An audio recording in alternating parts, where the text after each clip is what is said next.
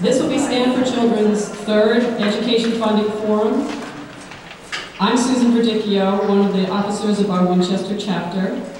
Stand for Children is a statewide advocacy group based on the idea that there's strength in numbers. Many communities struggle to finance education, and it's only by working together that we can have an impact to try to fix them. So I'm glad you all came out tonight. Before I get too far, I'd like to recognize a few special guests we have tonight, people who have been involved in working on behalf of all of us in many challenges. I see many members of the Board of Selectmen, Town Manager Kleckner, members of the Finance Committee, teachers, administrators, members of the school committee. It's great to see you all here. Thank you for coming and thank you for all you do.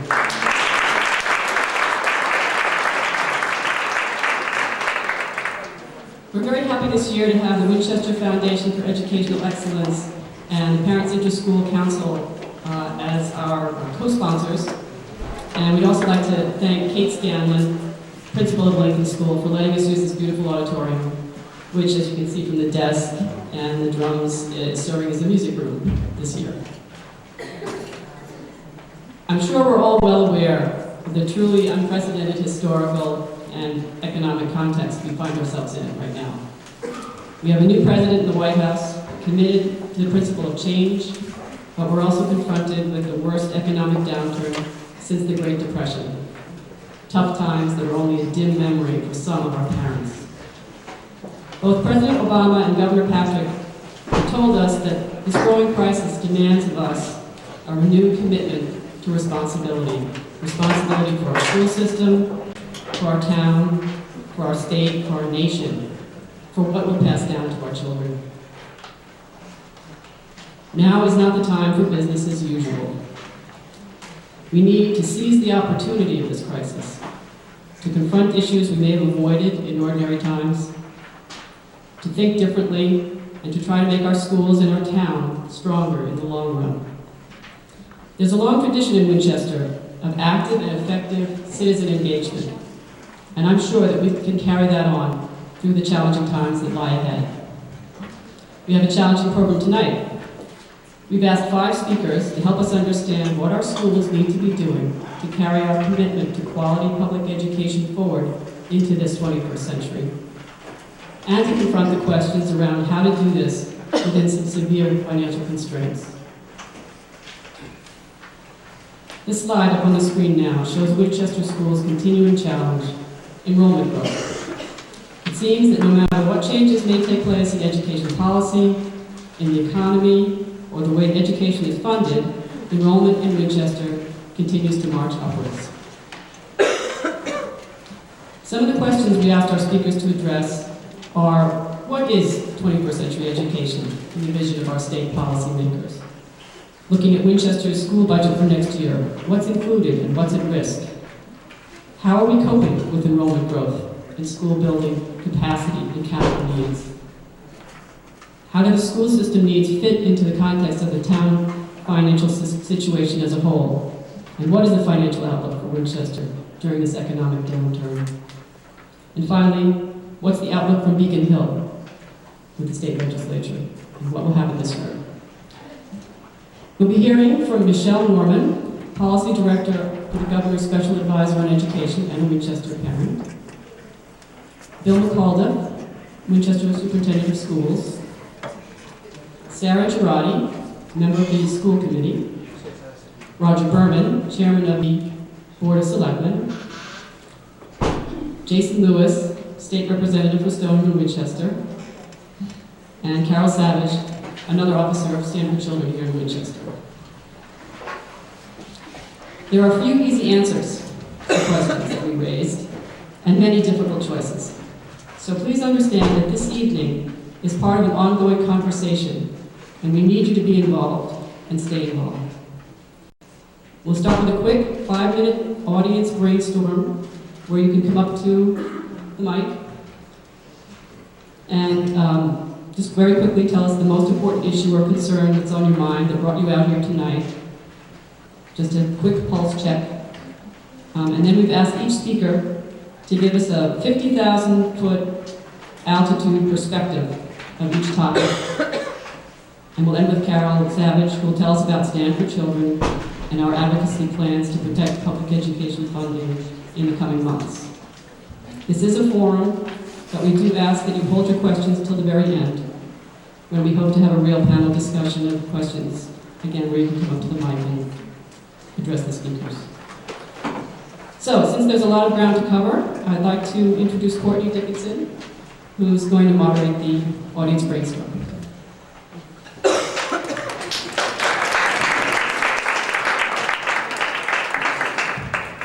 Hi there. So, you can come to this microphone, or there's one over there, and just quickly, we want to hear from as many people as we can, just in 5 minutes. What brings you out tonight? What is on your mind? Just a soundbite. Who wants to start?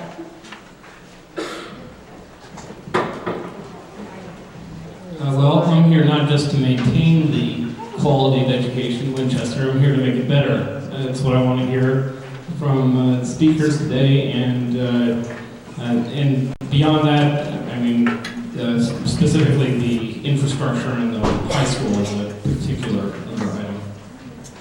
Infrastructure at the high school. Great.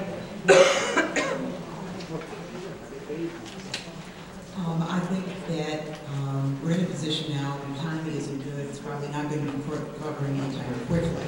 So we're probably looking at a several-year situation. And I'm just very, very concerned about the overall impacts of education, which is key to our overall planning for Winchester over the next 10 or 20 years. So the financial impact on the bad economy for the next 10 to 20 years. Okay. Yes. I think that was my Not great. As I mentioned to the school committee before, I'm concerned about the enrollment increases and the adequacy of our resources, most especially the physical space, particularly at our office. Morocco School space.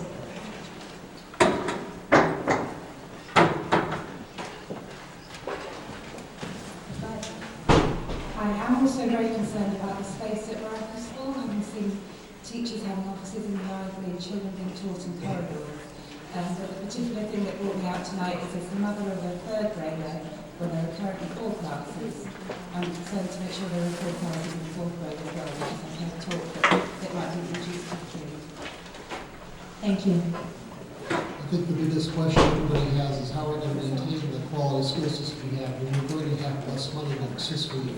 We're going to have a lower budget next fiscal year unless someone has some miracle money. How are we going to deal with that? This side.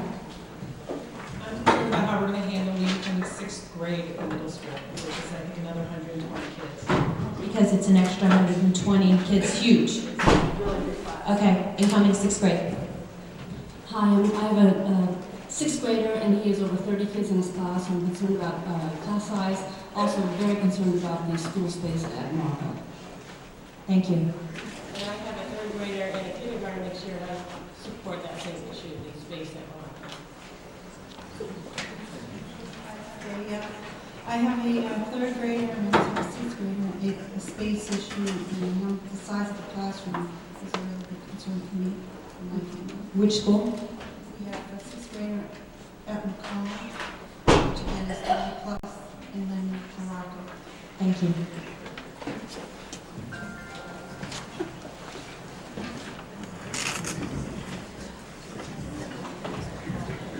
Hi, I actually have 2 quick questions. One was, how is the school department going to benchmark the technology initiative is in terms of use, how the teachers are using it and evaluating that use, and is it effective?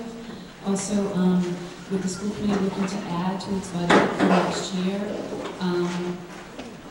look at it in the reverse way. If that doesn't happen, what will trickle down, what will get cut, or what will happen? Will it be increased classroom sizes, teacher layoffs? So benchmarking for teachers' utilization around the technology initiative is the first. And just a note, if you take a minute, if you haven't already done it, to silence your cell phone, that would be great. Thanks. If I may follow up on the technology, the key, it's great for us to be able to set benchmarks, but we have to have the money for the technology. We are not allocating enough, which ties in with my next concern. How committed and creative can this community be in solving the school's fiscal problem? Somehow, we have to put our heads together and begin to look at ways to solve the problem, not only for the current time, but in particular for the future, because this problem of lack of financial resources is not going to go away from us. Thank you. Wait, I think we have time for probably just 2 or 3 more questions. I'm concerned about the elementary school libraries. We have only 3 media specialists serving in 5 elementary schools. Only 3rd through 5th are receiving those services, and we know that there's not time in the middle school schedule to teach them the skills that they're recruiting before they get there. Hi, I'm here about Lynch. I have nieces and nephews also at Morocco, or not Morocco, at Lisbon, which it's just deplorable there also. And also, we're concerned about the high school. It seems like it's a lost cause and it should be torn down and started fresh. So infrastructure at VO, Lynch, and the high school. Yes. Thank you. A last question before we move on? No? All right, thanks very much.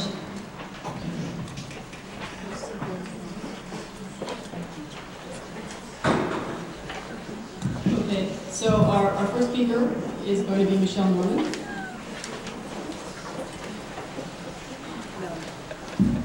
It's always so funny when I go around the state and I talk to groups like this, because I start off by saying that I'm much more comfortable being in those chairs than I am up here, and nowhere is that more true than here in Winchester. I have a 8th grader who's at the middle school. My son Andrew actually transferred this past year as a sophomore from Winchester High to Arlington Catholic, and I have 2, a niece and a nephew who are at Morocco, and several more to come, another one at Ambrose, and a couple of other schools. So Winchester is obviously near and dear to my heart, which makes talking about these issues, which luckily I don't have to talk about. I get to talk about 21st century skills and the future of education and what we need to do as the broadest possible community to get our kids ready for success in the new world. So I'm happy to be here, and thank you all for the work that you're doing.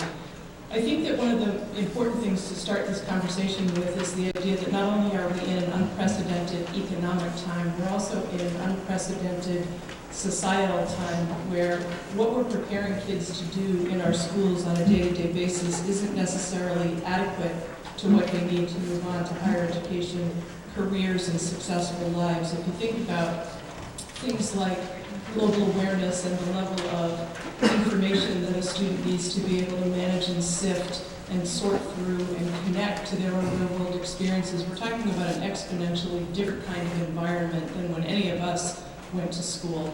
I spent some time recently with some folks who work in 21st century skills nationally, and they were talking about Pluto as a planet and the sort of time frames in which fact existed for any number of students. And a first grader who learned about Pluto the week before it was declared not a planet has a very different environment in which they're learning. So here in Massachusetts, we've embarked on a fairly significant exercise to try and figure out what education should look like in the state and what an action agenda for the Commonwealth ought to be. Several of the people here in the audience served on the subcommittees of that action agenda called the Readiness Project. And the result of all that work was that at the end of the day, what we want for the state is to ensure that every student has the opportunity for success, is ready for success. We're looking for a student-centered education system that begins before kindergarten, continues through elementary and secondary education, into higher education and beyond. close the gaps between each of the levels of education that students enter so that we don't lose so many kids.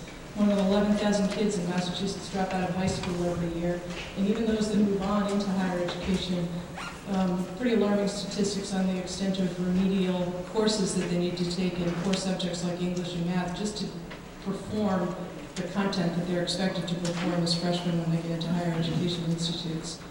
We're also looking at a system that not only delivers the content knowledge that we all know is critical, but also a cluster of skills that we're calling 21st century skills, and it's a growing movement across the country. Not soft skills, don't make the mistake of thinking about them in that way, but they're the professional skills, the employability skills that kids need to come out of high school with and out of college with in order to succeed in a work environment. We recognize that all of this and the ability to do this requires unprecedented levels of cooperation. When I listen to folks talk about the layers of the system, from federal regulation to state regulation to local rules and procedures, and then also to what happens at a school level and even within the classroom level, education is a system with a whole bunch of interrelated parts. And so the question that we have to tackle as we're thinking about how to get kids ready for 21st century success is what each component of that system can do within its own sphere, and then how it connects to the other sphere so that kids are moving through a continuum and getting what they need. The framework that Massachusetts has based its work on comes from an organization called the National Partnership for 21st Century Skills, which has core subjects and 21st century themes like health literacy, media literacy, financial literacy as the core. And then a cluster of these professional and employability skills, life and career skills, self-direction, motivation, learning and innovation skills. How do you link things that aren't necessarily linked? Where do you get the creative thinking and the critical thinking skills that allow you to succeed? And then a cluster of information and media technology skills, which makes the assertion that technology can no longer be viewed as an add-on or an adjunct to what we do in the classroom and in our schools, but it needs to be integrated at the core of how we teach as well as what we teach. And so the comments earlier about the integration of technology, I think, feature pretty big as we move forward. In order to make that rainbow work, there's a bunch of individual components of the system itself that need to be dovetailed and synchronized in order to deliver all of the pieces of the rainbow: standards and assessments in the state, the curriculum and methods of instruction that we use, professional development for teachers, and I'd actually take that a step back even further to say teacher preparation in our colleges and universities, and also the learning environments, which dovetails right with the comments that people have been talking about, the physical facilities. I mean, the learning environment in which students learn and in which teachers teach has a dramatic effect on how students perform. One of the questions that we tried to answer through the Governor's Readiness Project was the question of why is it that we need to make this kind of a move? Massachusetts, and then I would say Winchester within that, is a national leader in education. We score better than most on standardized tests. Our MCAS scores are continuously increasing. A majority of students in some categories are passing the MCAS exams on their first try. We're a national leader on the National Assessment of Educational Progress. We've just got some pretty incredible scores on international math exams. But if you peel back one layer of that, you can see that for subgroups in Massachusetts, that level of performance is out of reach, period. African American students, students from poor communities, students for whom education is blocked by the factors and circumstances of their lives that are outside of the school. So we've got to increase both the readiness of children to come into school ready to learn and the readiness of kids to continue through the process of learning. We've got to be sure that the rigor of what we teach is actually what kids need in order to succeed. Is the content of our history courses right now the content that we should be advancing? Do we do enough in science to talk to kids about the new sciences that are emerging rapidly? I'm not sure the answer to the question is yes on those scores. We've also got to increase the relevance of education to students in schools, and one of the big themes throughout the 21st century skills work at the state and across the country is about how you bring the outside world into the school and bring those who are in schools, teachers and students alike, into the outside world? How do you forge those connections between what students are learning in the classroom and what it is they're going to need to do when they get out of the classroom? Things like mentorships, internships, senior projects. There's a whole host of things that schools that are at the leading edge of this work are doing that I think Winchester ought to consider as part of its effort to move forward. And not in all cases does it require additional money. I think there are some cases when it does, and there are certainly opportunities for volunteering and for integrating the community better into services, but we really have to challenge ourselves at every level for how it is that we make that move to give kids more relevance as to what we're doing. So like I said, at the national level, there's things that we can do, and I think that this governor in particular has taken a very active role of late with respect to the federal stimulus package and how that package ought to protect, to the extent possible, education. There's some new developments this week, and I don't know if we'll get to questions about that, but we're going to continue to work with our national partners to try to be sure that whatever money comes out of the stimulus package has a large component that's focused on education, both at the discretion of the state but also through federal formulas. We're going to continue to work at a state level to figure out what it is within each of the sectors of education, from pre-K right through higher ed, that can focus on better enforcement and better drive towards 21st century skills. And at the local level, there's a bunch of resources that you've got in your handouts and that I would encourage you to look at, but there are maps that the Partnership for 21st Century Skills at the national level has put together around math and English and social studies, and I think that you will find as a parent that when you look at it, some of the things that they've articulated will help you as you work with your own kids after school and will actually help inform your conversations with your school committee and with your teachers. And I would encourage you all to join with Stand for Children. You know, there are a few organizations in the state that are focused on bringing the voice of parents and community members together better than Stand, and they've been doing quite a bit of work and are very active in helping to figure out what the levers are that parents can bring to bear on the system. So I wish you well in that work, and these folks know how to get me, so anytime you want to talk or ask me questions again tonight, I'm happy to answer them.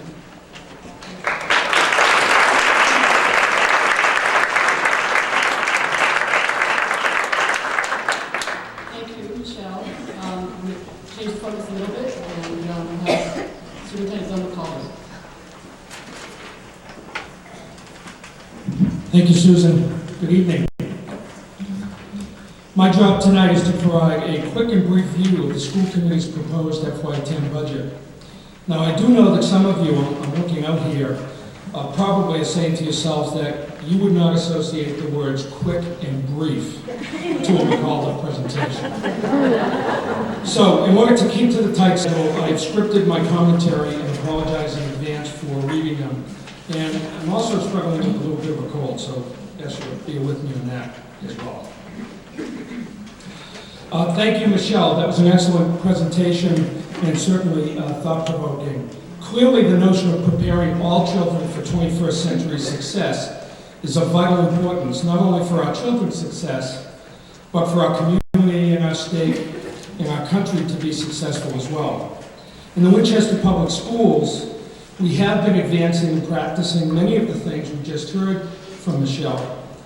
For example, some of the skills that are identified in the 21st Partnership for 21st Century Skills of flexibility, adaptability, leadership, and responsibility are demonstrated on a daily basis by our students' experience, among other places, at the high school, and notably through our service learning program. Another example of the development of 21st century skills, such as information, media, and technology, especially at the elementary level, is tied directly to our initiative to bring highly qualified and trained library media specialists into our elementary schools. So those are just a couple of examples of what is already occurring in our schools. In our continuing effort to meet high standards, we develop annual goals, and they're listed on the slide before you. Each of these overarching goals is accompanied by action items that are developed through a collaborative effort on the part of staff, administration, and school committee. Some examples of the action items that go along with these goals: under strengthening the teaching and learning environment, One of our action items for this year is to study the possibility of implementing an all-day kindergarten pilot program. Under facilitate curriculum review, we're continuing work from previous years on a K-5 literacy program, and we're also, one of the action items is to also conduct a comprehensive review of our K-12 music program. Under expanded technology, there are a number of action items, but one which is probably, frankly, one of our bigger challenges is to look at providing continued support to address the issue of technology equity across all of our schools. And under strength and community relations, one of our action items is to improve the school department's communication links to staff, to parents, and the community at large. These goals are important as they provide a focus for our yearly ongoing work, as well as to provide context for our budget development process. The process of formulating the budget for the following year starts in the fall. Before we even begin to discuss actual numbers, we need to articulate and set broad categories of priorities. This is a necessary part of maintaining high standards and balancing the needs of students at all levels and across the district. This year, the budget priorities are supporting and maintaining class size guidelines. This is a very high priority for the school committee. Planning for enrollment growth. We're projecting a 3% increase in enrollment for FY10. And other than dollars, other than the money to support our budget and the town's budget, planning for enrollment growth is perhaps one of our biggest challenges. Supporting curriculum and professional development initiatives and supporting technology innovation and expansion are other budget priorities. And as you saw from the slide that Michelle, the rainbow slide that Michelle showed, these go along with moving towards 21st century skills and success. As one part of our FY10 budget development process this year, the school committee devoted 2 of their meetings to hearing from building principals, the educational technology department, special education department, the athletic department, and curriculum and professional development through our assistant superintendent to explain their proposed funding needs for FY10. This year, through our process, the school committee and administration have been and remain very conscious of the ever-worsening economic situation, but also of the anticipated enrollment growth.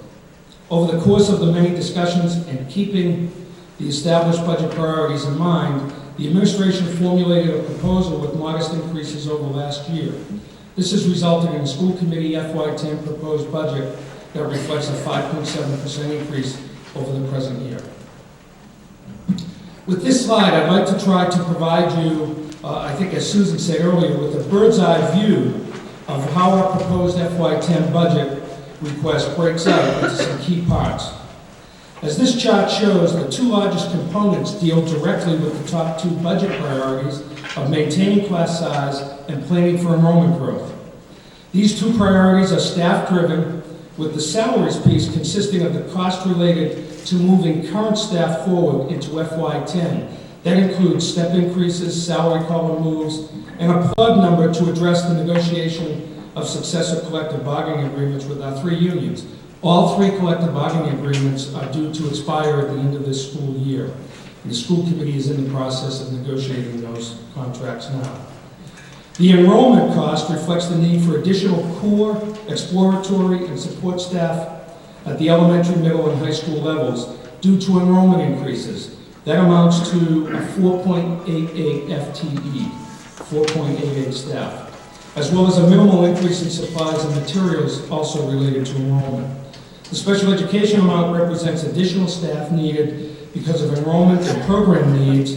That comes out to 2.5 staff, as well as a small increase in out-of-district tuition expenses. In literacy, the proposed increase in funding continues year 3 of a 4-year plan to fund primary grade remediation services, 1.1 staff, brings us one step closer to completing the library median initiative, that's a full-time staff member, and increased reading specialist support at the middle school and high school, that's a total of 1.1. It's important to note that at the high school, which will have 1,100 students next year, we currently have the equivalent of 1 full-time staff. And at the middle school in reading, and at the middle school with an enrollment a projection of almost 1,000 kids. It's the same number, one staff. And in tech, one more piece. In technology, our funding will go towards meeting our ongoing needs around infrastructure, software, replacement, and a small amount for new equipment. Historically, Winchester has always had very good schools, excellent schools, and has been recognized statewide and in the media as a high-quality, high-performing school district. Our MCAS scores are annually added near the top in almost every category. Many of our high school graduates matriculate to top-rated colleges and universities, and our students at all levels excel in the extracurricular areas, whether it's music, art, the performing arts, athletics, community service, you name it, we have great kids that excel. And this is all accomplished year after year while controlling our costs. Winchester continues to maintain a per-pupil spending average that is in the median when compared to the communities that we benchmark ourselves against. Increased Chapter 70 funding over the course of the last 3 years has certainly helped in this regard and continues to be a critical financial component and funding resource. I think that will be a huge piece of the FY10 plan, depending on what that is moving forward. So, what is our plan at this point? As we move through this evolving budget process, and I really want to stress, this is an evolving process for us. For the school committee, they've voted a proposed budget, and we know that this is really the beginning of many, many discussions in getting to what that final budget number will be. But as we move through this process, we need to continue to look for efficiencies wherever we can find them. We need to carefully monitor proposed state and federal stimulus proposals that may provide needed financial support both to the schools and the town. We need to find ways to be innovative while at the same time ensure that we continue to commit to a culture of high expectations, quality results, and continuous improvement. And as we move forward in terms of looking to develop curriculum, programs, strategies, instructional methodologies that will contribute to the development of 21st century skills, I think that we're starting along that path from a real position of strength, and I think that's important. We also need to engage the community in this process and listen to your feedback and suggestions. So what can you do? You can attend public meetings like you're doing tonight and provide input. I'll also make sure, I've had some questions over the last couple of weeks, I'll make sure that the agenda for school committee meetings gets posted on our website the Friday before every meeting so you know it's on the agenda. You can volunteer and/or you can support organizations such as Stand for Children and help advocate for public education both in Winchester and throughout the Commonwealth. Thank you.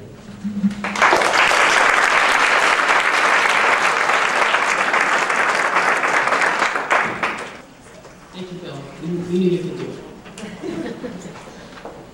Next, we have Sarah Girardi of the school committee who's going to talk about our building issue.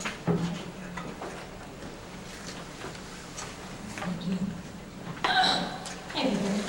My name is Sarah Girardi. I am a member of Winchester School Committee, and the mother of 2 young children who will be attending Winchester Public Schools. I'm also a graduate of Winchester Public Schools, and I believe strongly in our tradition of excellence. We are facing more trying times than we've seen in a quarter century. I'm sorry. I'm sure it is all. We are facing more trying times than we've seen in a quarter century. Dramatic enrollment increases, buildings in need of repair, and ever-tightening budgets. But together, we can and will meet these challenges and continue to provide our students with the tools they need to succeed as 21st century learners. Tonight, I'm going to talk about our school's enrollment and capacity issues, our building conditions, and projects in the pipeline to address these issues.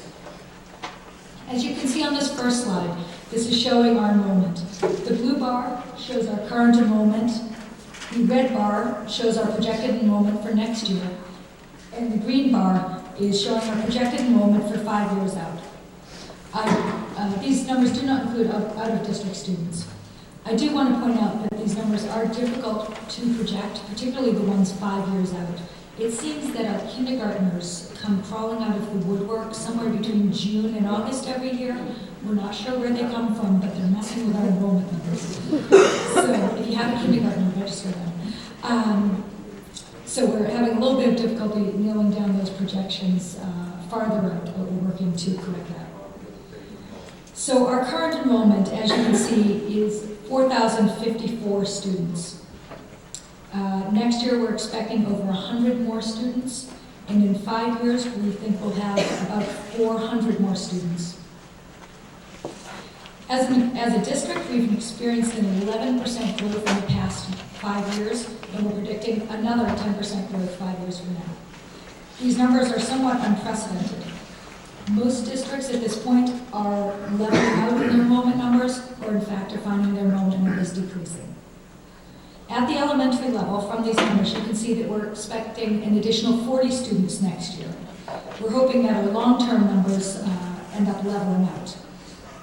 At McCall, our population will continue to swell, with an additional 52 students there next year, and 78 more than that 5 years from now.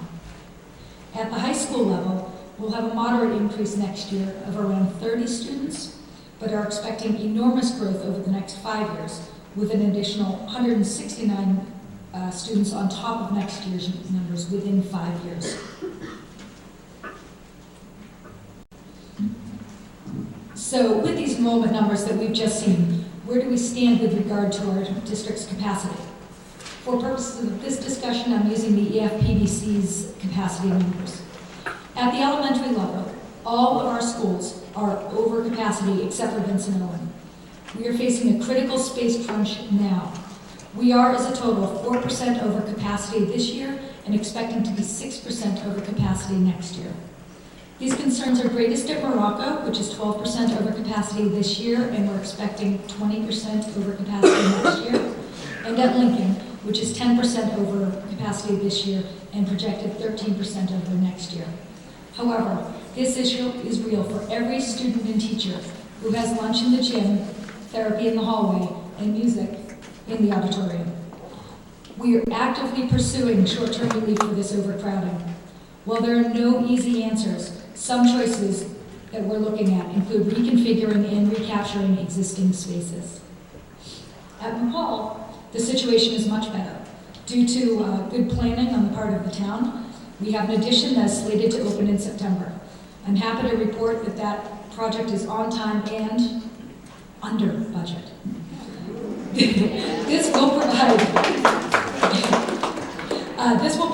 addition will provide for a net 9 new classrooms, which will provide adequate space for our enrollment growth at that level for the foreseeable future.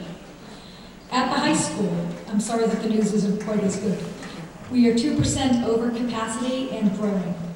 Within 5 years, we will have almost 200 more students than we do today, which will put the high school 21% over capacity.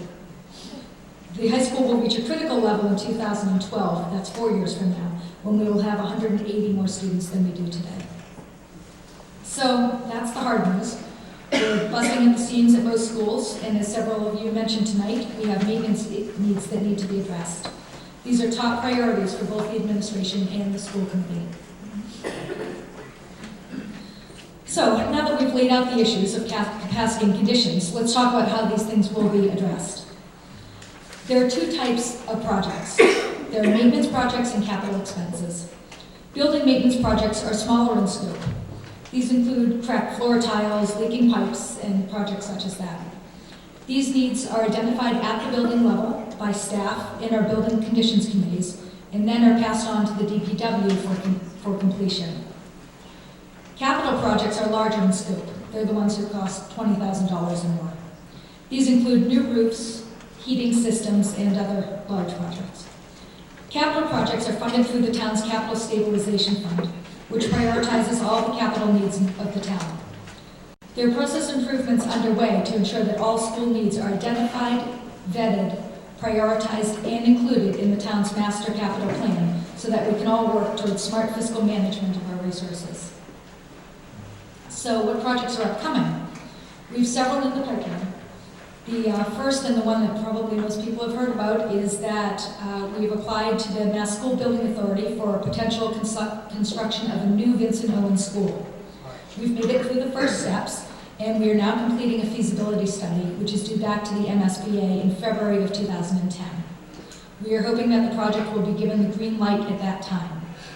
This will require a debt exclusion override in March of 2010. This project is slated to be completed by September of 2012 and ready for the students at that time.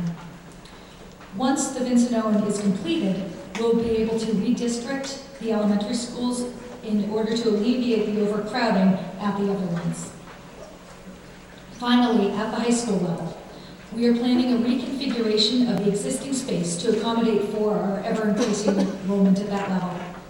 This is currently in the town's master capital plan for fiscal year 2012. Now, this may not be a realistic time frame for a full renovation with state participation through MSBA, considering that we do have VO in the pipeline right now. But we may be able to complete specific aspects of this project sooner to accommodate our growing enrollment.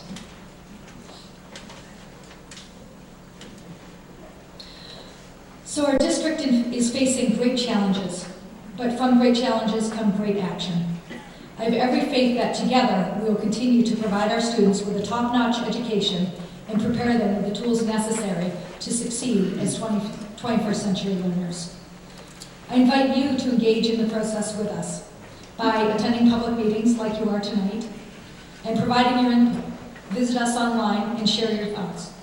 Join us at our school committee meetings. We generally meet every other Tuesday at 7 o'clock in the Lynch School Library, and we invite public comment at the beginning of every meeting. If you have your calendars available, our next meetings happen to be on February 24th, March 3rd, and March 17th. We are not holding a meeting on February 17th due to the vacation week. Join our newly formed Building Conditions Committee, which you heard earlier. Those are the committees that help identify needs at the school. If your child is moving to another school soon, consider joining the committee at the school that they're going to. A little plug, donate to WFEE. Through your donations, WFEE has been able to support important educational initiatives at all levels. This wouldn't be possible without the generous contributions from people like you. And finally, join us on the bus. Your fellow parents, citizens, and town leaders will be heading to the State House on March 24th to rally for innovations and investments to help all children succeed. Please join us as we talk to our state leaders about the importance of continuing to provide for our students' futures. Thank you for taking the time to join us tonight.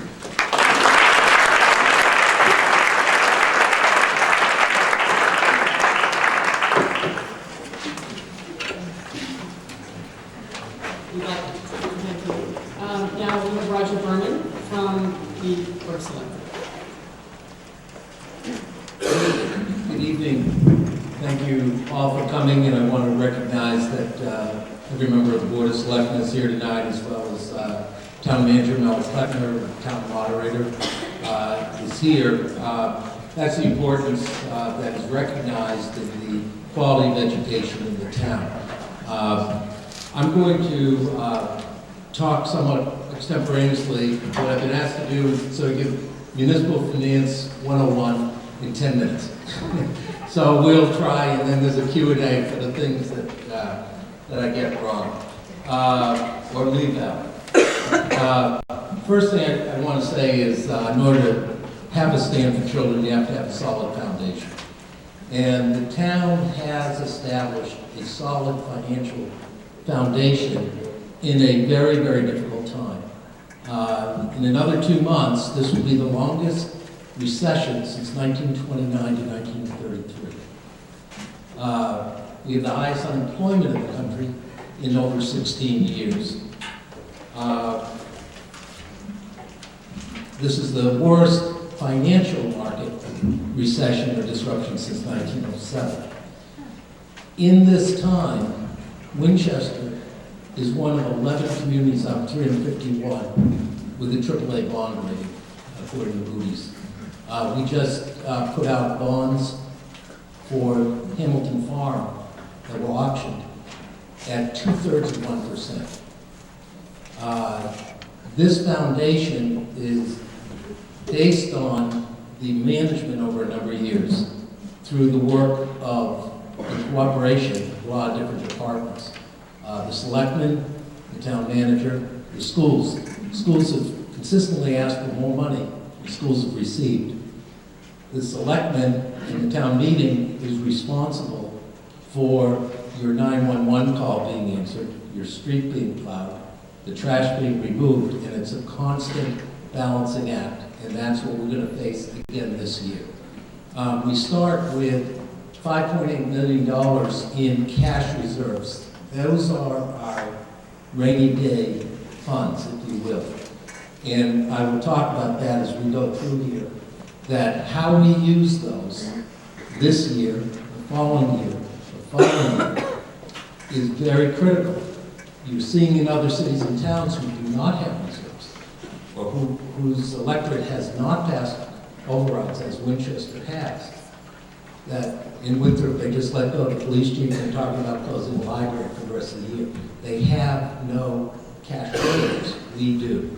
How we use those in management will be critical going forward. Can I just take next slide? So where do we get our money from, and what do we spend it on? On the left, you can see property tax, as you all well know, is the largest source. That grows by 2.5% a year. Then you see all of the other sources of receipts. What's not up there are the contributions we get from WFEE that goes into the school budget. What's not up there is the parental involvement in the schools, or the parental fees that are being paid in all of the schools. Those aren't in there. State aid, we are now in a period, it's a very scary period, which what economists call the paradox of thrift.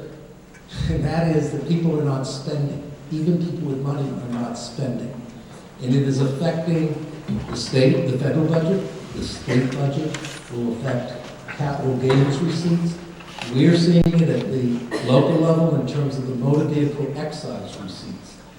If you're not buying a car, you're not paying the sales tax, and the excise taxes come to the local community. You're not doing over your kitchen or closing in your sun porch. We're seeing the results of that in lower receipts, local receipts that we can generate from building permit fees. And we're waiting to see what the stimulus package will bring. None of us know. Expenses, when you go over, you see that education is shown there as the largest, but the way we do our budget in Winchester, that is not the full education budget. Healthcare costs, health benefits, are in the municipal budget. Snow plowing for schools, lawn cutting, the janitors, electricity, heat, that's all in the municipal budget. It's not in the education budget. You heard Sarah talk about capital stabilization funds. There's also capital in the operating budget.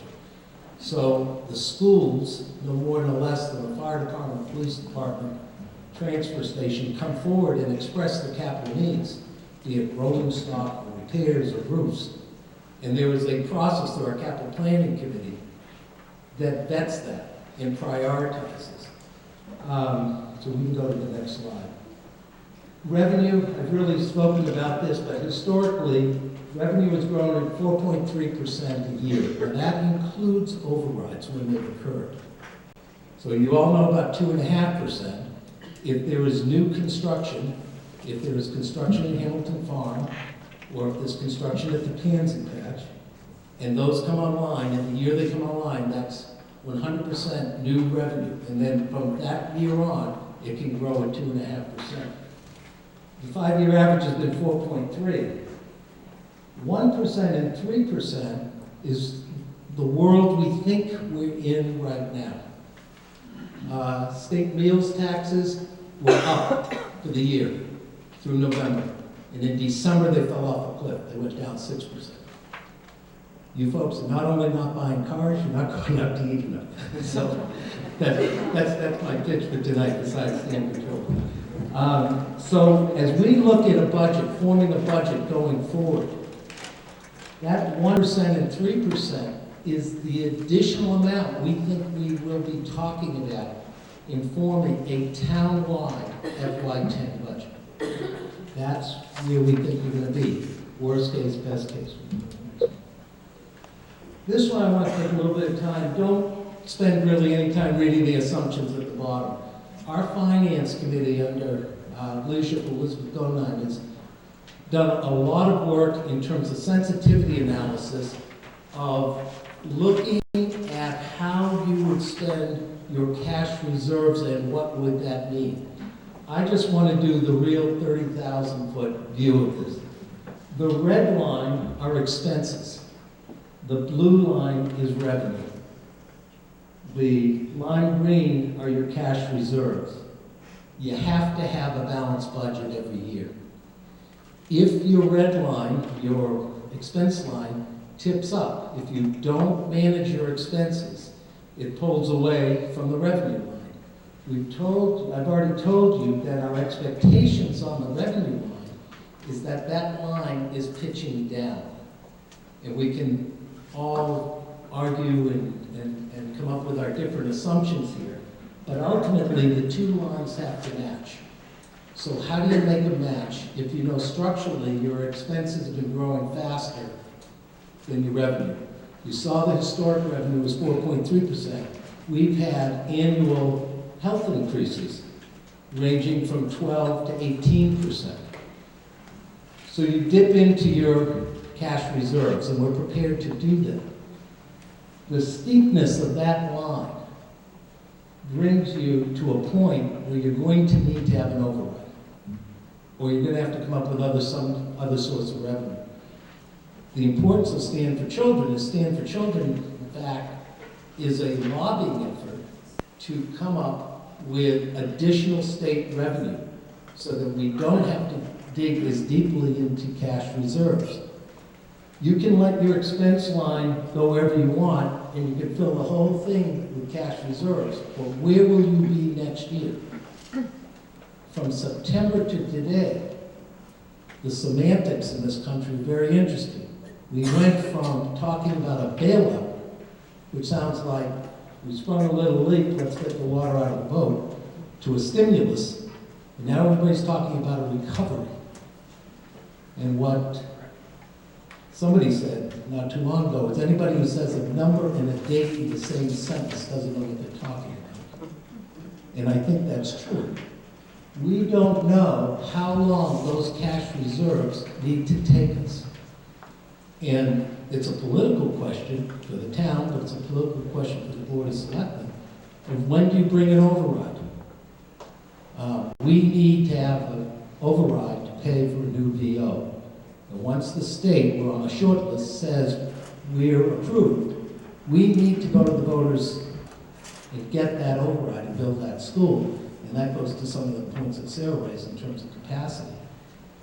How many of us sitting here believe tonight that we can bring forward two overrides at the same time and pass them both? Go to people with the paradoxal shift of thrift moment and say, please raise your taxes.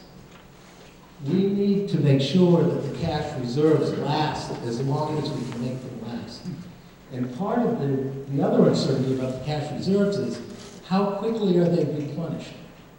And the expectation is that they're not replenished as quickly as they have been in the past through reversions and other means. So that's the very quick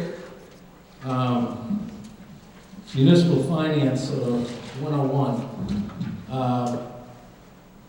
Let me just see if there's anything. And I guess I would just wrap up with any new source of revenue from any place for any purpose that builds capacity, revenue capacity for us is critically important. And that's why Stand for Children is critically important. There was an agreement at the state level to increase Chapter 70 funding, and that occurred, and it really occurred because of Stand for Children, holding people's feet to the fire. And last year, Winchester received an additional $1.1 million, the most significant increase anywhere in the budget. Now, what Governor Patrick has said in the face of the issues that he's confronting, is he won't cut FY09 funding, the funding that the school's budget requests and ultimately the budget passed by town meeting was predicated on. That's FY09, which ends June 30th. For FY10, there had been an agreement to hold to a formula that would continue to increase it. And what Governor Patrick has said, notwithstanding that agreement, I'm going to give you in FY10 what I gave you in FY09. That functionally is a cut, and that's part of what the jury's going to be arguing for. So as selectmen have done in the last 3 years, I will be riding the bus on the 24th. I would urge as many people to come with us. It is important. Your numbers are important. Your voices are important. And I thank you all for being here tonight.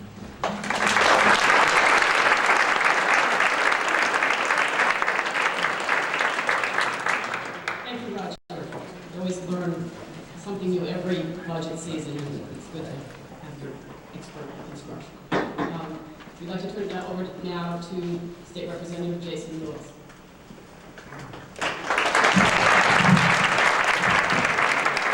Thank you, Susan, and welcome everyone. It's really great to see so many of our town leaders and our citizens here tonight.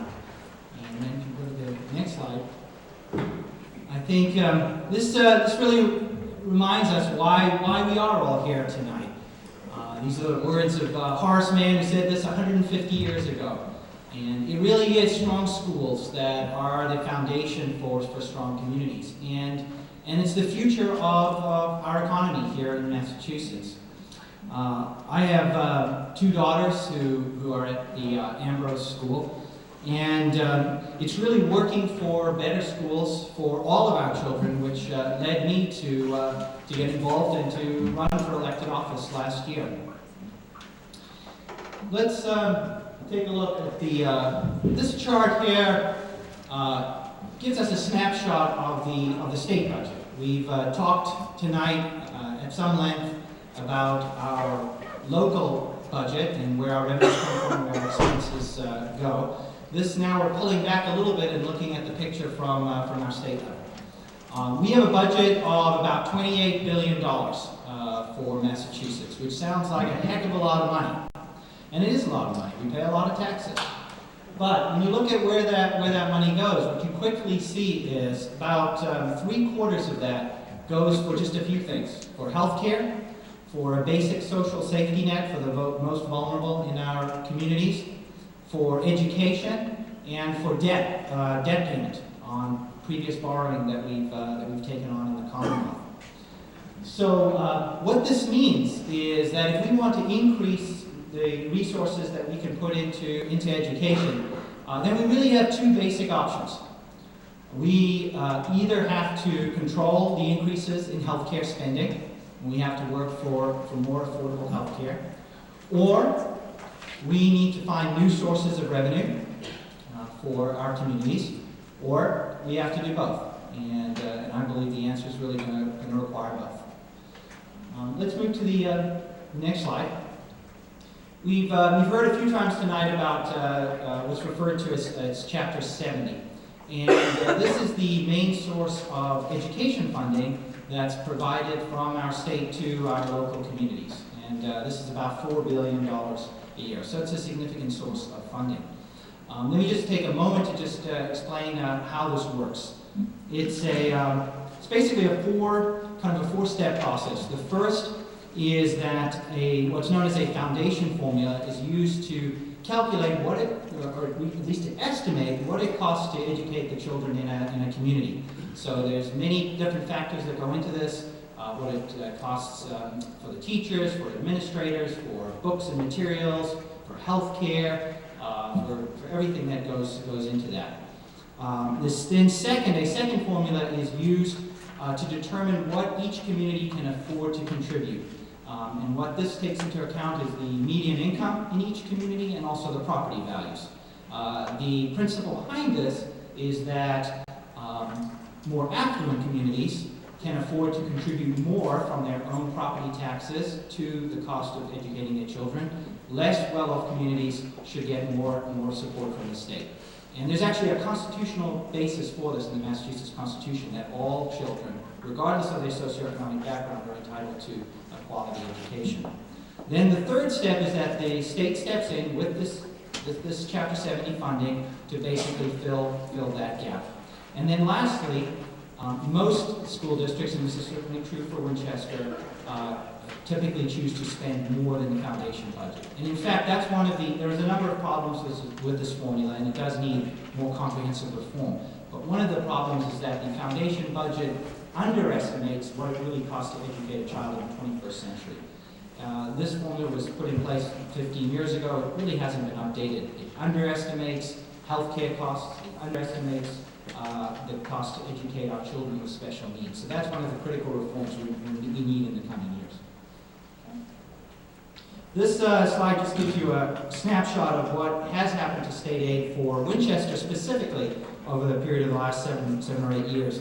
The blue bars are our Chapter 70 aid, and the red are some additional money that we get from the state. We get our share of lottery receipts, for example.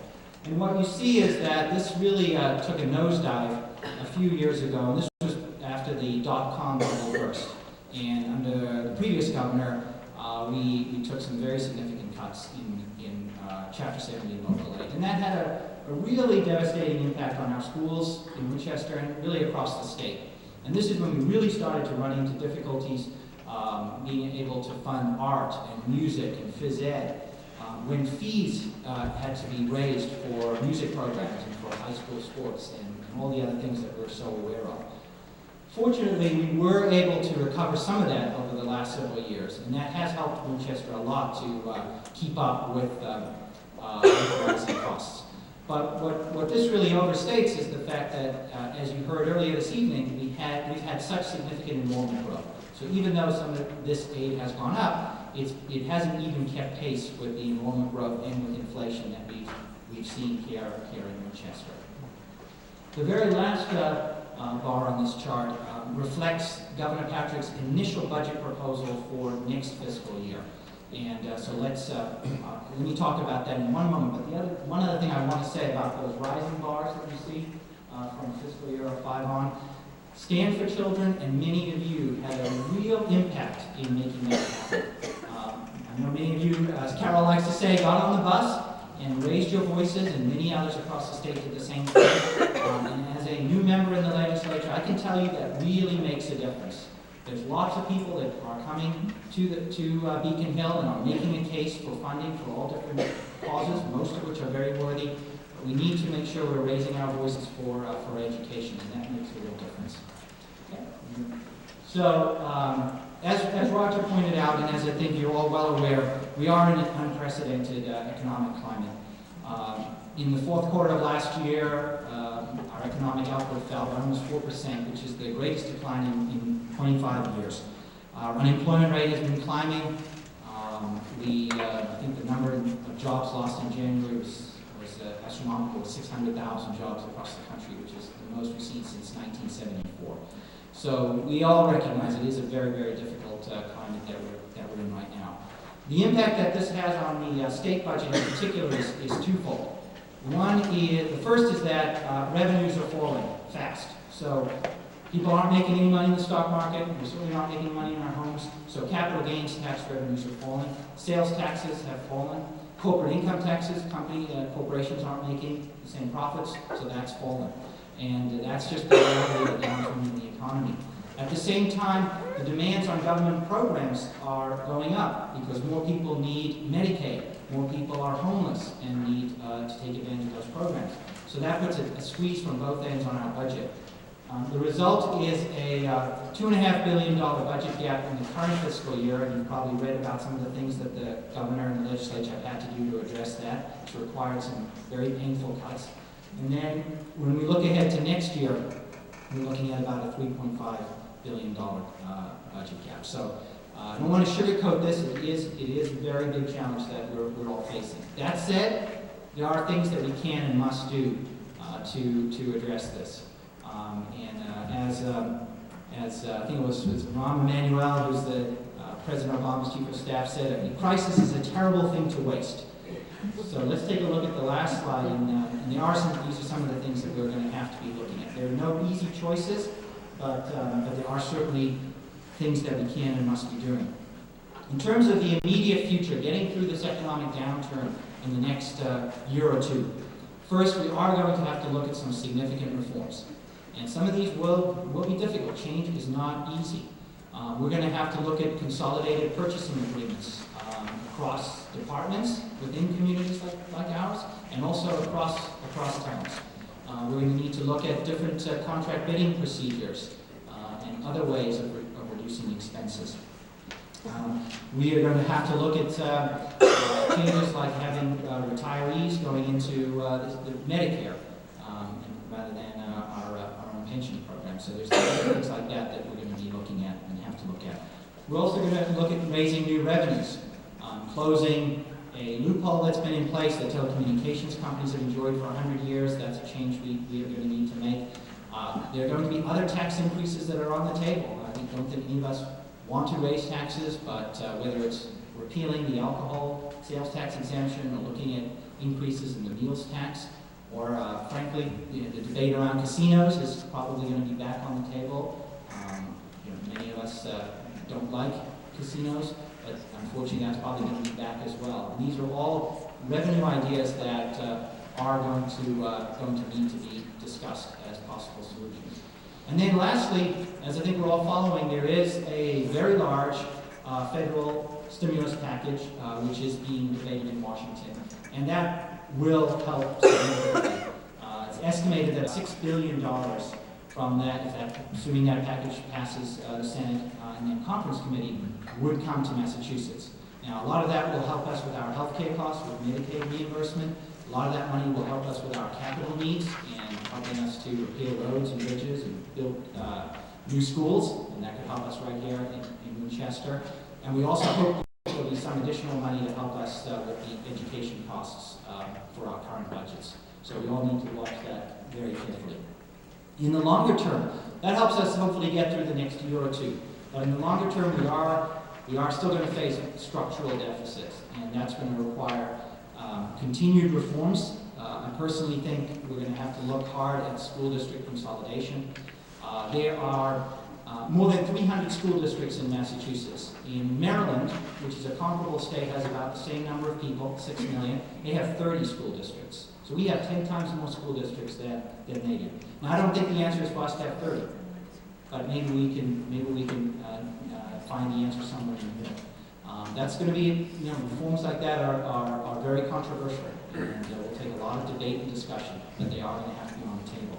It's also going to require new approaches to teaching and learning. Maybe we won't be able to have an Italian teacher in every high school.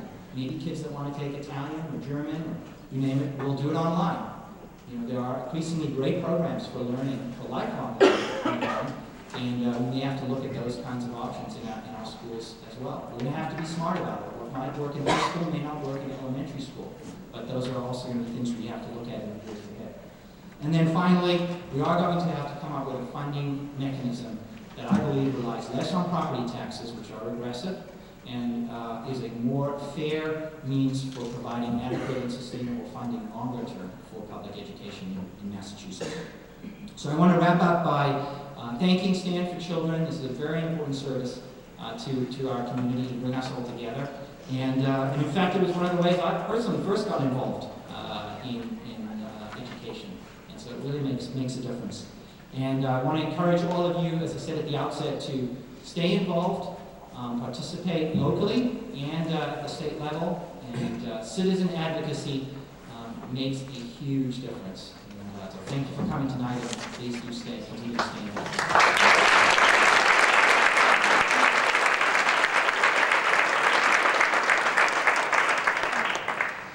Thank you, Jason. So now, hear a little bit more about citizen advocacy. Carol Savage.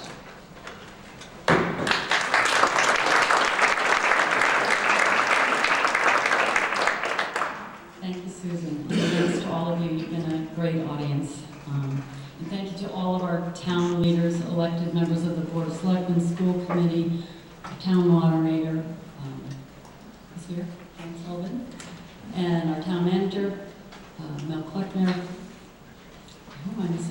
understand Senator Pat Jelen is here. There she is. Thank you for being here.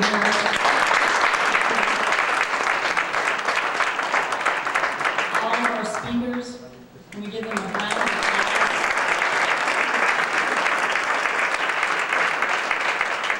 Thank you. You've had a lot to digest. You've had a great 50,000-foot view of the challenges facing Winchester. And in a few minutes, we're going to get to your questions, because I'm sure you have a number of them. You kicked us off with a lot of really great questions that really gives us a sense for what's on your mind. But first, I want to wrap things up a little bit with a brief summary of what you've heard, and then tell you how Stanford Children's Advocacy can help us all have an effective voice on Beacon Hill. As you've heard, citizen involvement in our schools and our town is more urgent than ever. Each of these speakers is doing his or her part, and they've outlined ways we can take action as well and seize the opportunities around this crisis and think differently, starting right here with all of us. So here's a summary of the three themes we've heard tonight and what each speaker challenged us to do. First, quality schools need to adapt to the changing world. When schools decline, towns decline. Winchester's quality schools make us proud and keep our town vital.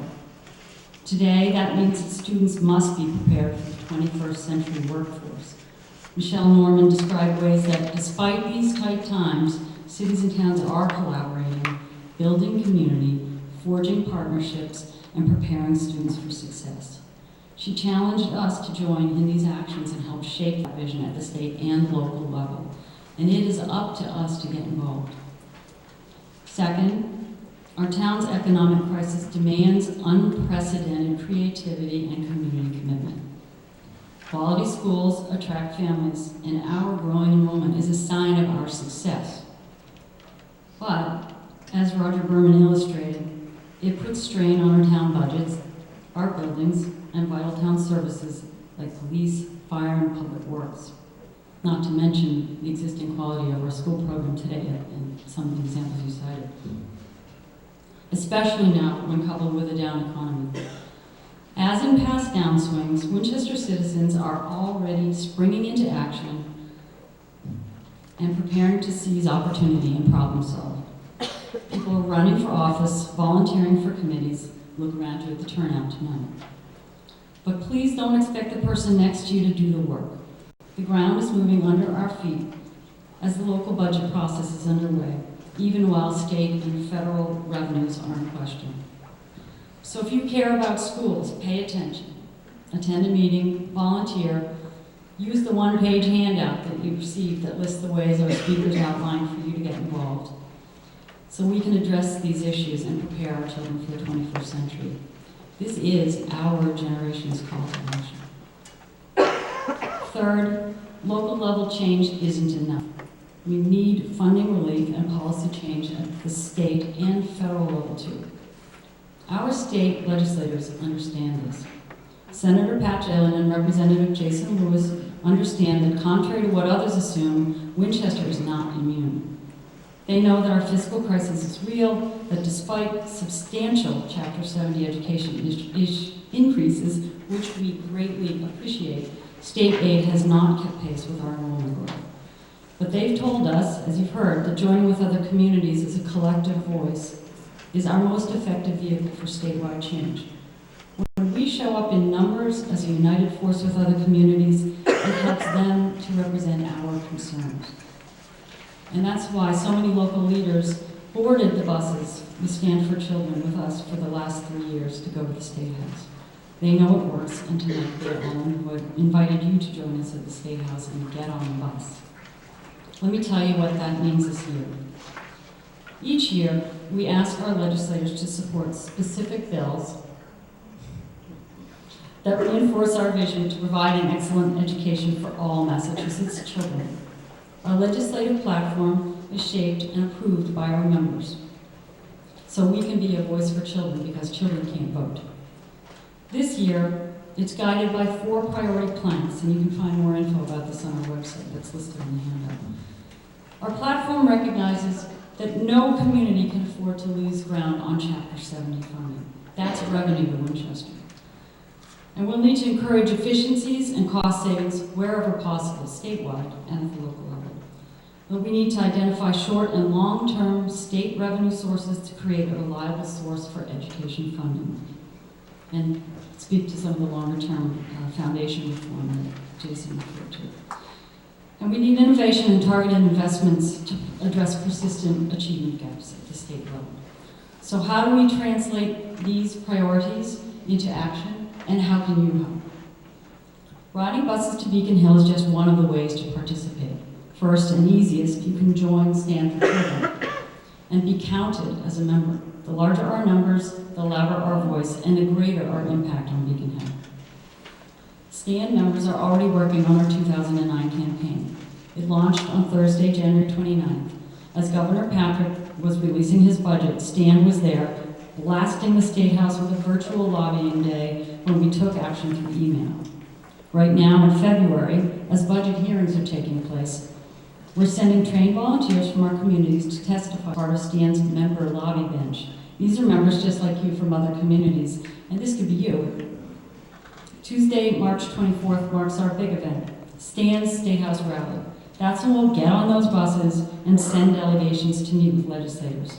This year, we're going to pack the Gardner Auditorium inside the State House, where the new House Speaker, Robert DeLeo, has agreed to hear us as we bring together 500 parents and citizens from around the state to take our agenda to Beacon Hill. We'll be recruiting citizens from Winchester to join us and adding a new and exciting symbolic twist this year. We'll be bringing thousands of postcards, shopping bags full of your stories, and those are people like you from around the state to represent the magnitude of concerns about schools that exist in every community in Massachusetts. So it's easier than ever to participate. The postcard effort starts now, and we know Winchester will shine at this. Each one of you has a postcard in your packet of materials, and it's an easy way to add voice to your effort. In April and May, we'll bring legislators to you, hosting meetings in our communities where we'll engage discussions close to home as the budget process unfolds. Stand for Children chapters are growing around the state, building momentum for this critical budget year, and that includes Winchester. Mark your calendars now for our next chapter meeting on February 24th. So whether you climb on the yellow bus on March 24th or support Stan's effort in some other way, we urge everyone here to be on board and be a voice for Massachusetts children and their communities. I'm getting a card now. Because your citizen involvement is so urgent and Winchester needs to be represented, I'd like to ask you now to make whatever commitment you can. It's easier than you think. There are 3 cards in your packet. The first is a yellow card. It's a commitment card. And it asks you to commit to take an action. Whatever action works for you. There are numerous ones listed tonight. But there's 5 things on this card. Join as a member of Stand, join our postcard collection drive, ride the bus with us, tell your story at a hearing, or join a follow-up discussion in Winchester on 21st century education. Check a box and hand these to the aisle. They're coming around with baskets. If you're ready to join Stand tonight, we hope you are. How many of you are already members? Raise your hand. Excellent. Woo! All right. If you're willing to join Stand tonight, raise your hand. Great. Love to see that. Round of applause. The blue card lets you do that. If you're ready to join tonight, fill out the blue card.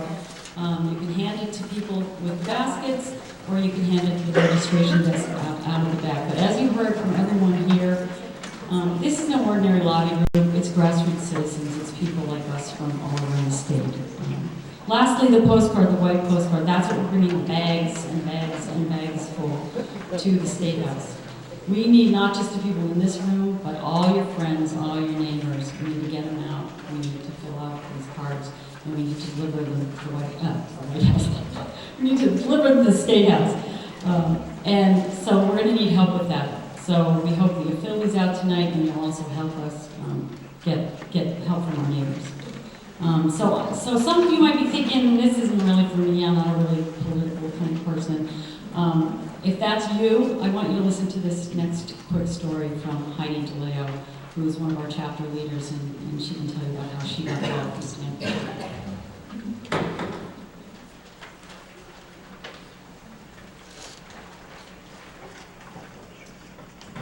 Good evening. I became involved with Stand for Children because of my son. I want him to have the benefit of a well-rounded public school education. In 2006, I attended the first Stand for Children rally at the State House. The second year, I told a story in a legislative meeting. And the third year, I led a legislative session. Now I'm a co-chair. But the most important thing that I've done and continue to do is just show up. And let me make the case for why getting involved makes a difference. Instead of telling you, I'm going to show you. Please stand and remain standing if you helped plan this event tonight.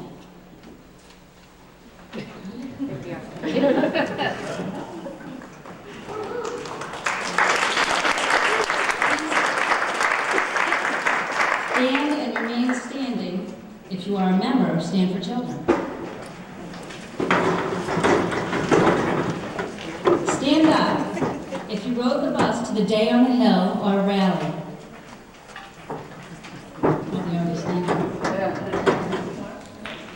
Stand up if you are an elected official or on town board. Stand up for showing up tonight.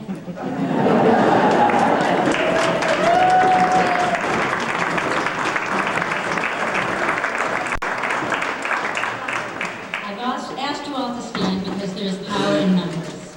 And let me tell you what our numbers have achieved. These are just the highlights.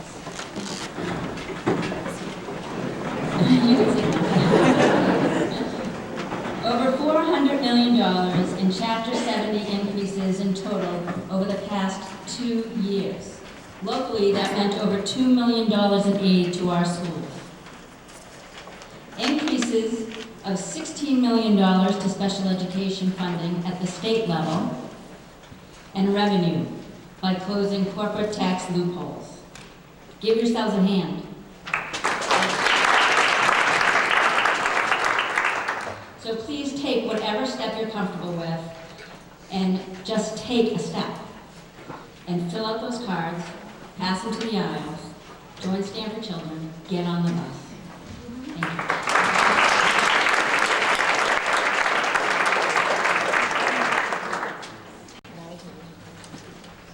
Thank you all. You've been very, very patient. We'd like to really allow you to have a good panel discussion, ask questions of all the speakers. We would ask that we're trying to keep this to 15 minutes, give everybody a chance, so we hear, all points of view. So I'm going to turn it back over to Courtney, and she's going to be the moderator for our Q&A.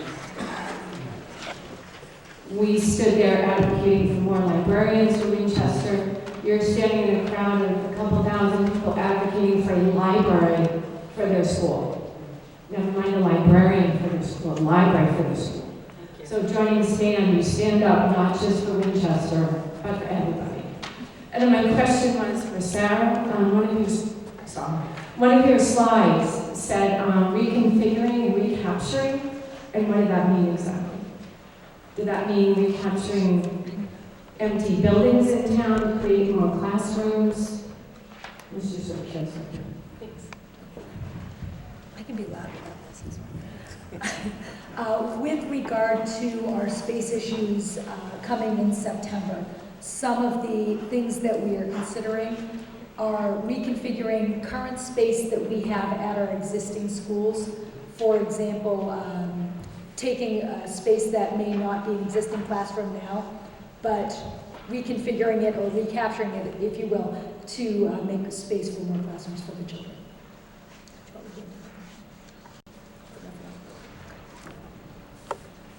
Next.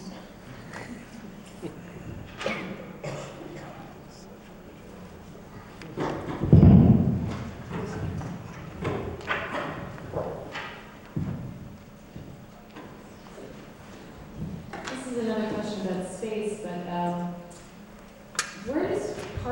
fit in here. If we have a capacity issue in our schools, and we have this building sitting there, which I'm sure is pretty derelict now, is that a solution?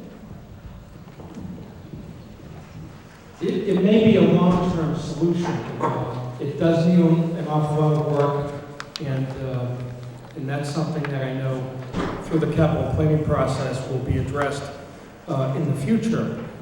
One of the issues right now is that as we go through the Vincent Owen feasibility study, one of the requirements that the state building authority has in looking at options for VO, they will look at all options, not just the option, the preferred option that is currently listed in the school facilities master plan, which is a new school. They will require us through the feasibility study to look at renovating the current school. They'll require us through the feasibility study to take a look at other school buildings, for example, such as Parkhurst or even the Mystic School. Can the town do something other than build a new school or renovate that school to provide the additional capacity that it needs? So right now there is a question about what the Parkhurst School would be used for, and then the other consideration right now would be that if there's a new school built at Vincent Owen, would a site like Parkhurst be needed for swing space?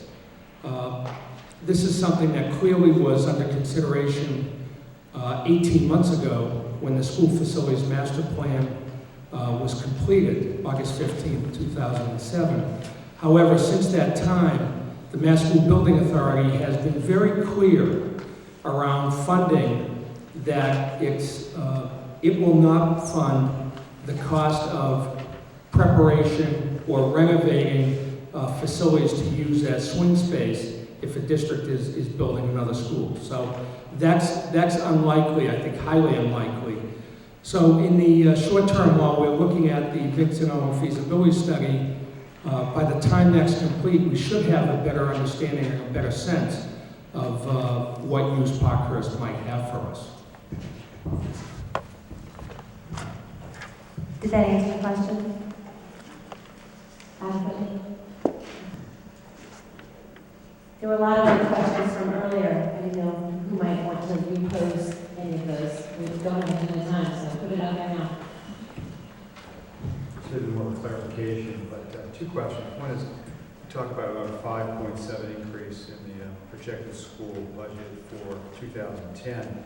And you outlined about an $840,000 spend for salaries.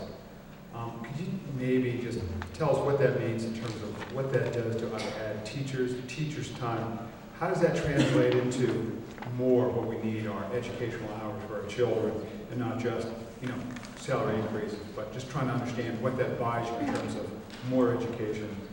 And two is a question I think was also asked about three union contracts coming up together at the same time. Is that a smart thing to be having to negotiate those three at the same time? And what kind of impact might that have over the next 5 years in terms of budgetary increases in terms of the school budget?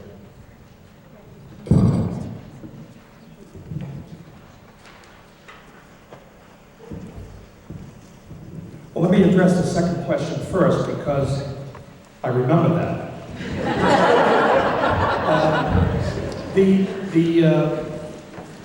The negotiation process is one in which we'll negotiate one contract right after the other. We're not sitting down with three different groups at the same time.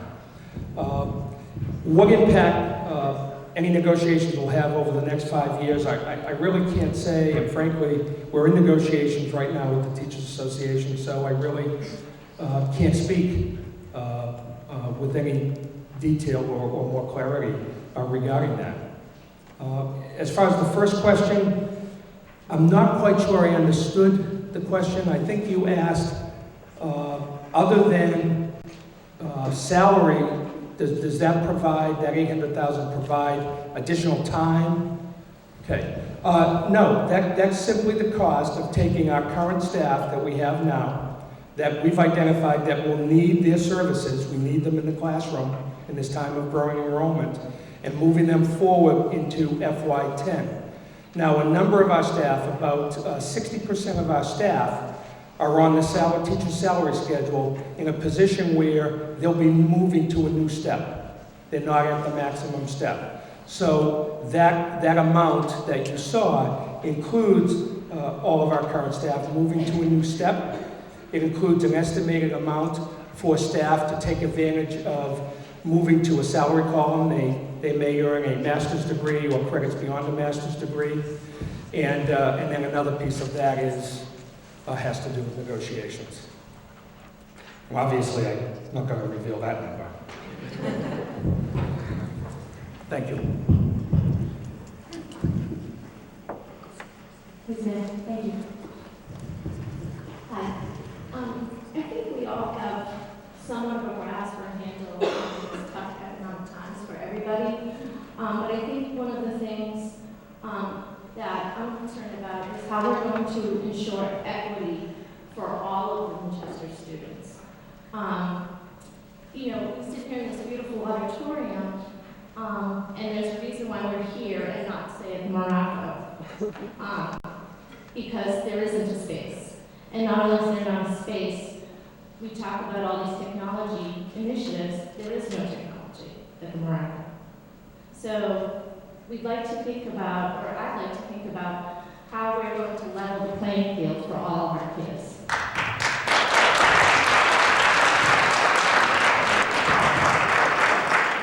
Thank you. And obviously, that's of prime importance to us. I think that's a real great question. But we need to be honest. I think that if we look at those two issues, space and having this kind of an auditorium, you know, every town, every community with its public facilities has some unique facilities. This building has been around for years and years and years. And what's the phrase?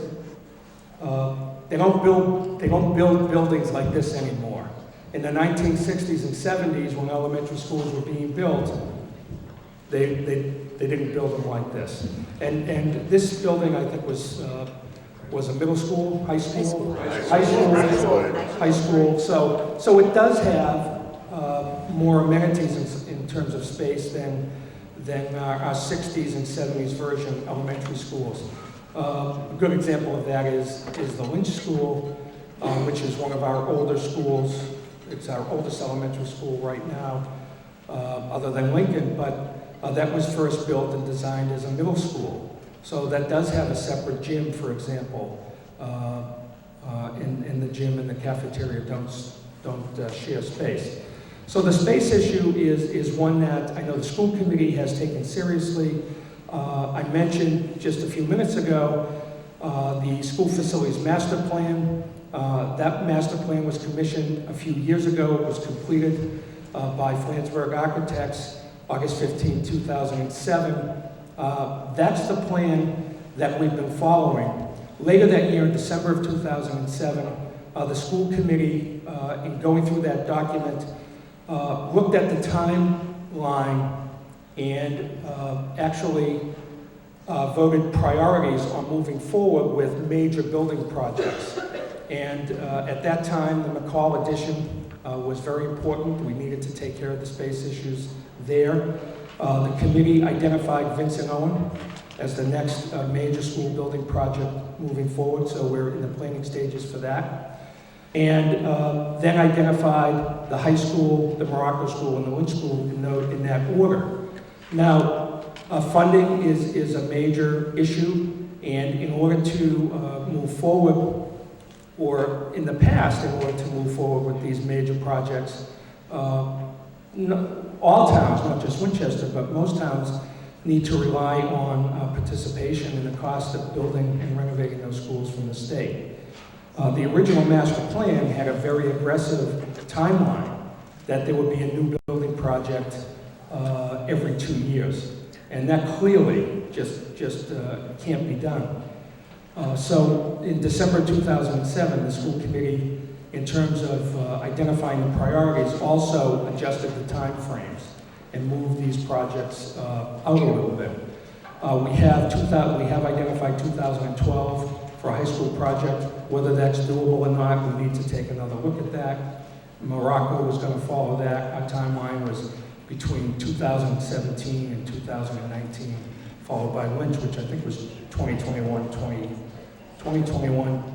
I can't even imagine that year, but 2021, 2023, in that range. So I think in terms of space, we really need to go back and very quickly take a look at our short-term issues. The point I wanted to make, going back to the school facilities master plan and looking at short-term space, just 18 months ago, that report identified enrollment projections at Morocco going forward for 5 years, that we would need a total in the end of 21 classrooms. At the time, there was 17 in the building. And since that time, 2 additional classrooms have been reconfigured inside the building, and 2 portable classrooms have been added. That gives us a total of 22 core classrooms, one above what the report that was just finalized 18 months ago suggested we would need over the course of the next 4 to 5 years. So clearly, the demographics have changed quickly, and that's something that we're looking at very carefully. One of the things that we plan to do is, after the February vacation, some members of the school committee and I will be scheduling visits at each of the elementary schools. We plan to start with Morocco to talk in more detail with parents about the space issue, hear about your ideas. We'll share some ideas that we've been thinking of to try to come to a reasonable solution for meeting our enrollments coming this September. And then I think it's time to start looking at the master facility, the school facilities master plan again in terms of the short term, so that we can make some plans for 2, 3, 4 years out while we're waiting for the Vincent Owen School to be completed. Thank you. We're going to close on our plan time. Is there a last question? Hi again. I just wanted to comment on the last comment. Winchester is a wonderful community, and that's why we live here. And I really appreciate that about Winchester. And I would expect, just as the community that lives close to the VL, I guess, a school district, would expect the entire community to stand behind them in a potential override in the coming years. I would expect that the entire community of Winchester would stand behind the Morocco community and the people Lynch in finding space, helping us find the space for our children to have adequate seats in the fall. You said that there's an anticipated 20% over-enrollment at Morocco. And I think that the entire community would agree that that's unacceptable. We have to find space. And I don't know if there is any space that can be, we call it reclaimed or reconfigured. I don't know if you've been to Morocco recently. We don't have a gym and a cafeteria. We don't have any extra space that I believe could be reconfigured other than hallways or potentially the library, which would be taking away the library from the elementary school, which we were all horrified by in a previous comment. So I'm just asking for the support of the entire Winchester community, because I know we all value education. So I hope that the school committee will hear that, and our legislators will hear that as well. Thank you.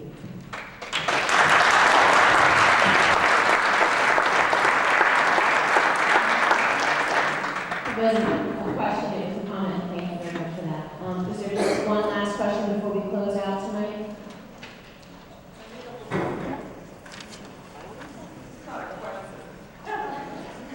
I'm going to speak in and just say thank you to Stan for children and for the selectmen and the school committee in Winchester and all the people here who have been such fabulous advocates for education and have come together with people across the state and have made a tremendous difference. And I think both Roger and Jason mentioned particularly that we are going to need more revenues. I don't think we are going to, I know we're not going to grow out of this problem. And so I would like to invite all of you that are interested to come to my annual budget forum, which is on April Fool's Day. You can't forget that, at the Century Bank. And we'll be having someone from the governor's office and from the Mass Budget and Policy Center from One Massachusetts. And I think those people who come before have come away with a better understanding of the state budget, where it comes from, where it goes, and what we can do about it. But I just want to thank you again. You have made a big difference so far. You are just about the only thing that gives me hope right now. This is good for children.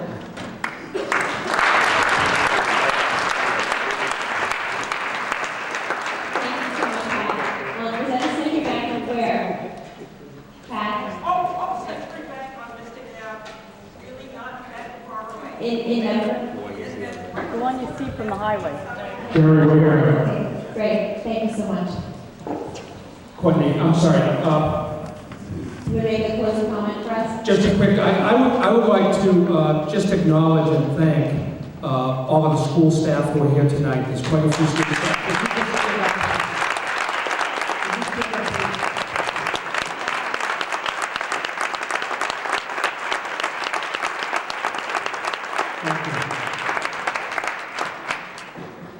Thank you for that important acknowledgement.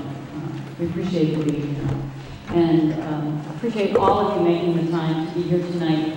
A lot of the comments that you raised were about local concerns, and Stand for Children focuses most of our energy on the statewide work, but I would strongly encourage you, if you do have a concern about your school, to come to a Stand for Children chapter meeting, because at those meetings, those topics come up. And it's often a place where minds come together and we start to try to problem solve together. And we do work for all children. That is central to Stand for Children. All children in Winchester, but all children in Massachusetts. So I'd really like to thank just a couple more people. Our sponsors, the WFEE and the Parent Inter-School Council.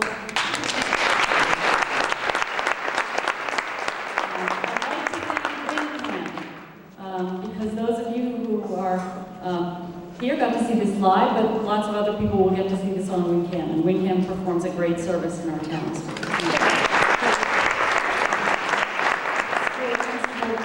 And all of our organizers. Ren Johns is here. She's on Stan's staff. Keeps us all organized. Judy Bonjoro and Maria O'Connor, where are you?